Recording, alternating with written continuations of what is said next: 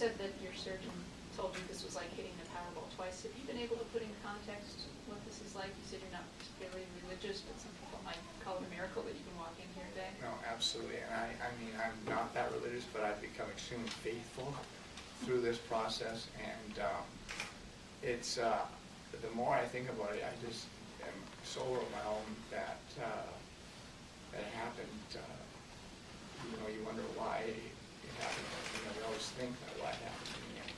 And you know, Dr. Morgan and Dr. Mendoza at Regions couldn't be, you're working with two of the best, not only surgeons, but people that I have come across. And they, you know, when people come into that hospital, Dr. Morgan says, you know, another one of God's broken children that need to be fixed. And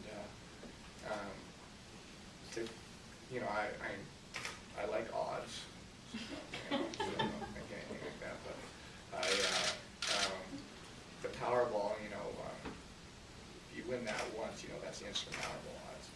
For him to say it's like winning it twice, you know, you can't even come to grips with how lucky you are. And again, I don't want to use lucky because they don't like that, but just how fortunate I am.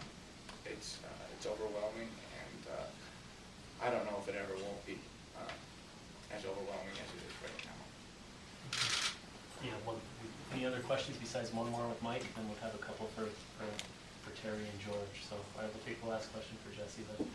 Jesse, your dad said the other day that the plan might be for you to go back to Edmonton for the holiday when the break at school ends, and for you to start up in school when the quarter begins in January. Right. Is that your goal?